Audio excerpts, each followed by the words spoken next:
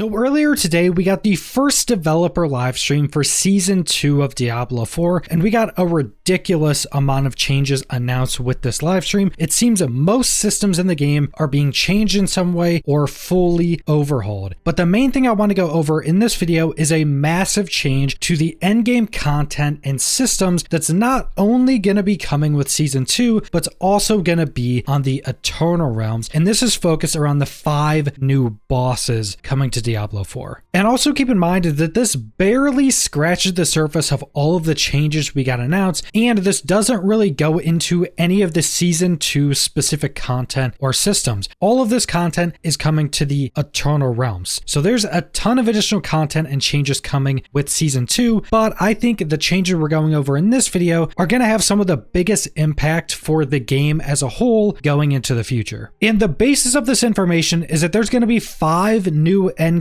bosses that tie into a lot of the other endgame systems in Diablo 4, and you'll also be able to do things like target farm specific uniques from these bosses and even target farm uber uniques. And a good place to start is a graphic they showed off that shows a comparison of endgame progression from before Season 2 and after Season 2, which is when these changes will be implemented. And this basically just shows off all of the content and the route you take through all of the content, taking yourself from level 1 all the way up to level 100. And this consists of everything you will have played if you've played Diablo 4. So you'll go from leveling up, getting into World Tier 3, to then doing things like Whispers, your Nightmare Dungeons, and your Hell Tides. Then you'll go into World Tier 4, and you'll basically just be focusing on your Nightmare Dungeons and your Hell Tides. You'll maybe do some World Boss or Legion events, and maybe you'll go do Echo of Lilith, but you're basically only doing a small amount of content from a couple of these different systems. So the overall content you're actually taking part in is actually pretty limited before Season 2. But once you switch over to the graphic that shows what the game's going to be like after Season 2, there's quite a lot of changes. Now, once you get into World Tier 3, there's going to be 2 new different bosses that tie into some of the systems. So once you get into World Tier 3 and say you start doing some Whispers, now you'll start getting a new material that will allow you to go face the Echoes of Varshan boss, which is the boss from Season 1, but this boss is being reused and tied into the Whispers system. So now you do Whispers, you get that resource, and you can go kill the Echoes of Varshan boss, which will have its own specific unique items that only come from that boss. So you'll be able to target farm those specific uniques, and it also sounds like you'll be able to somehow target farm various other uniques through these bosses. But at minimum, you'll be farming this boss because this boss will have its own specific uniques drop from it. So just having that one boss tied into one of the other systems in World Tier 3, you get quite a lot of new content, because a lot of the times most people would just skip Whispers in every world tier because they weren't super rewarding. Now, Whispers themselves are also getting buffed, but just the fact that they will drop a resource you need to go kill Echoes of Varshan, and Echoes of Varshan is going to have its own uniques that you have to kill the boss for, that makes Whispers worth doing and gives additional content past completing those Whispers. And then the second boss also tied into World Tier 3 is Grigor the Galvantic Saint, which is another boss in World Tier 3, and this is going to be specifically tied into Hell Tides. So you're going to go do Hell Tides, and you're going to get some type of new material, which will allow you to face Grigor. And Grigor, like all of these other new bosses, is also going to have his own specific unique drops. So again, this is another system tied directly into one of these new bosses, where you're going to have to go partake in one of the other endgame systems, get a new material to go farm the boss, to target farm specific unique items. And this is obviously going to be a completely new boss, so the boss in itself is going to be new content. And then once we get into World Tier 4, we get a full picture of how all of these bosses are going to tie into the endgame content. So once you get into World Tier 4, you have all of the endgame systems we've had since Diablo 4 launch. So we have Whispers, Nightmare Dungeons, Hell Tides, World Bosses, and Legion events. So let's say once you get into World Tier 4, you want to go kill some World Bosses and do some Legion events, which both also got buffed. So World Bosses basically got their spawn time halved, and Legion events are going to also spawn more frequently. But let's say you want to go do to these two pieces of content. These pieces of content are now going to drop new items or new materials that are going to allow you to face off against Lord Zir, which is actually the new Season 2 specific boss. You'll be able to face this boss throughout the Season 2 campaign, but then there will be a much harder, much higher level version that you'll be able to do in World Tier 4. Now this boss, like all the others, is going to have his own specific unique drops. He's also going to have the chance to give you some new cosmetic items as well. So going and defeating world bosses and Legion events give you these new materials to fight that boss. Now I don't think we know if you need materials both from world bosses and Legion events, or if both of these pieces of content are going to give you the materials you need to face this boss. But let's say you get into World Tier 4 and you want to go start farming some Nightmare dungeons.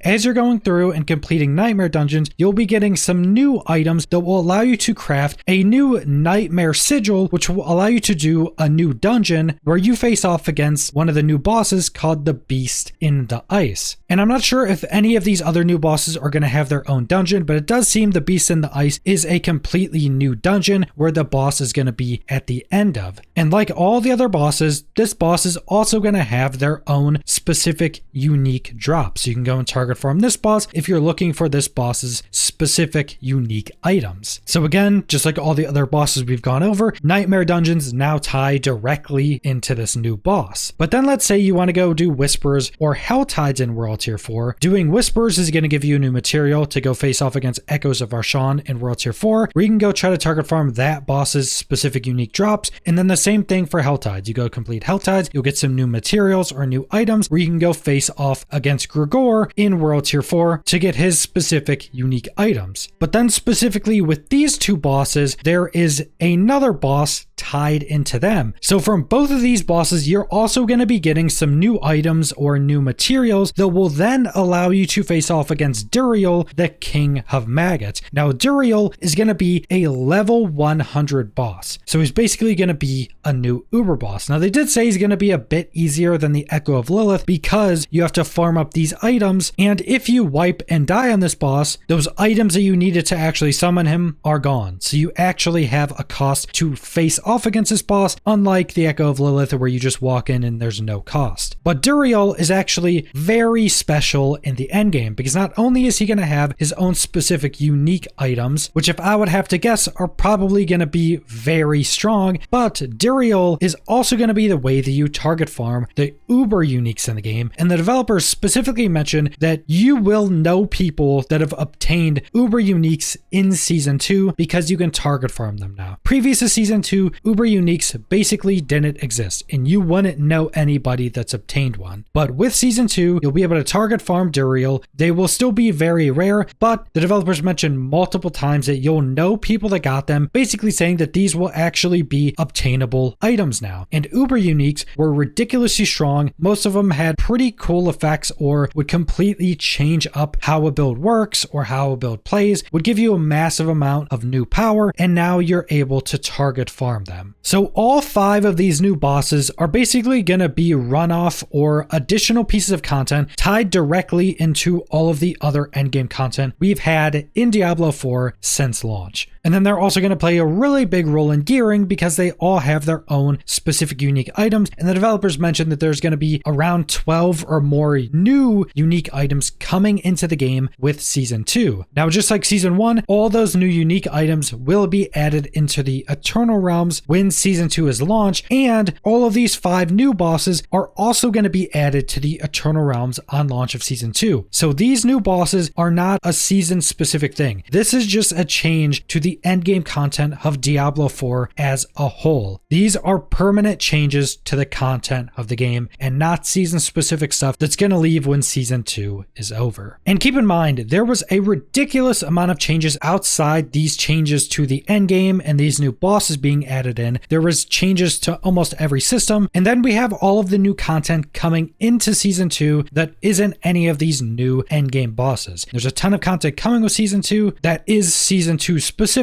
but these 5 new bosses are just for the entirety of Diablo 4. But that's basically everything I want to go over for all of these different bosses. I think this is a massive plus for the content of the game, and I think this is going to help flesh out a lot of the endgame content. But that's all I want to go over, so thanks for watching.